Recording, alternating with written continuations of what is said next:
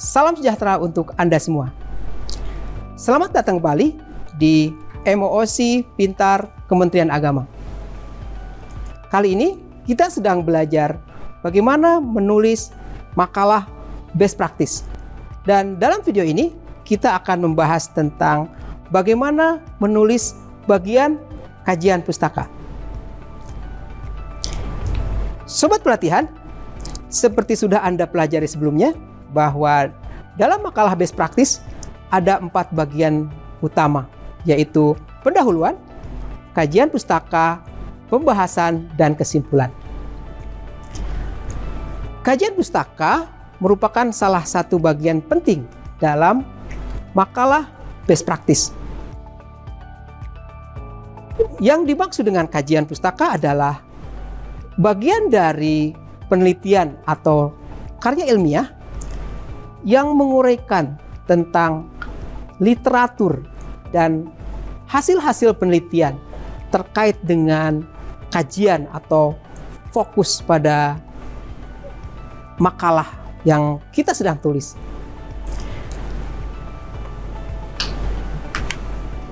Tentu saja kita harus memahami bahwa kajian pustaka bukan sekedar resume dari hasil membaca, melainkan sebuah hasil analisis dan sintesis dari teori-teori dan hasil penelitian yang sudah ada sebelumnya.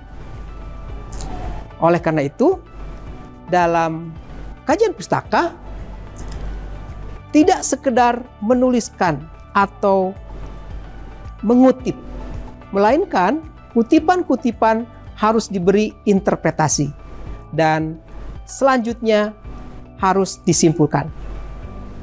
Berikutnya, terdapat 8 langkah setidaknya untuk melakukan kajian pustaka. Yang pertama, tentu saja kita harus mengidentifikasi fokus kajian. Langkah awal ini sangat penting karena jangan sampai kita melakukan kajian pustaka yang tidak terkait dengan fokus kajian pada makalah best practice. Itu akan menyebabkan kajian pustaka terpisah dari topiknya. Yang kedua, kita harus menyusun outline. Jadi setelah kita mengidentifikasi fokus, maka buatlah outline-nya. Outline ini akan membantu kita untuk pada langkah selanjutnya, yaitu mencari referensi. Dan pada langkah ketiga dalam mencari referensi, itu harus benar-benar terkait dengan outline yang sudah kita susun. Selanjutnya, di langkah keempat, kita membaca referensi-referensi yang sudah kita kumpulkan, lalu mengutipnya. Seperti saya tadi sampaikan, kajian pustaka bukan sekedar mengutip, harus dilanjutkan di langkah kelima, yaitu menginterpretasi. Jadi, kutipan tidak sekedar ditulis begitu saja dan dilanjutkan dengan kutipan selanjutnya, melainkan harus diinterpretasi. Dan itu belum cukup. Kita harus melakukan sintesa terhadap interpretasi yang sudah kita lakukan.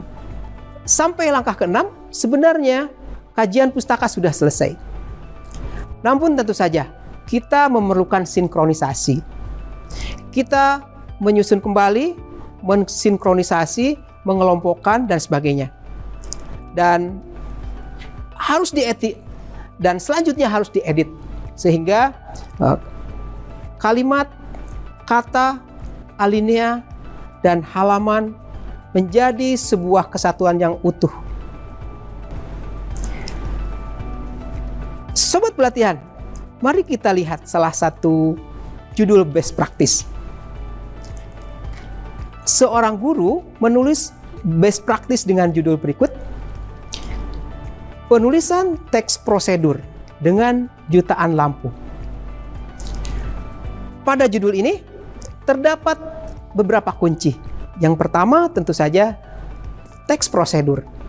dan kedua jutaan lampu. Nah, kaitannya dengan kajian pustaka, Anda harus menangkap kata kunci tersebut agar kita tidak terlepas konteks. Jadi, dalam kajian pustaka tersebut, yang dikaji adalah referensi-referensi dan hasil-hasil penelitian tentang penulisan teks prosedur. Dan satu lagi, strategi menulis teks prosedur yang di sini merupakan sebuah inovasi, yaitu jutaan lampu. Pengutipan adalah bagian penting dari kajian pustaka. Kita harus melakukan pengutipan dengan benar dan tepat. Secara umum, terdapat dua cara pengutipan. Yang pertama, pengutipan tak langsung. Dan yang kedua, pengutipan langsung. Pengutipan tak langsung adalah mengutip dengan cara membaca referensi, kemudian menyarikannya. Dan sari dari bacaan tersebut ditulis dengan kalimat sendiri. Kemudian diberikan notasi identitas referensinya. Ada cara yang kedua, yaitu kutipan langsung. Kutipan langsung ini sebuah teknik pengutipan. Kita mengutip kalimat atau alinea yang ada pada sumber referensi tanpa membuang sedikit pun isinya. Lalu memberikan sitasi atau identitas sumbernya.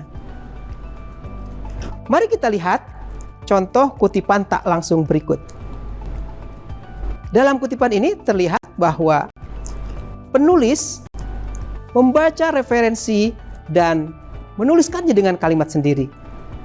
Dan di akhir ada sitasi yang menunjukkan identitas dari referensi tersebut. Mari kita lanjutkan. Mari kita lihat teknik pengutipan langsung. Ada dua teknik dalam mengutip dengan teknik langsung. Yang pertama, apabila kutipan kurang dari atau 4 baris.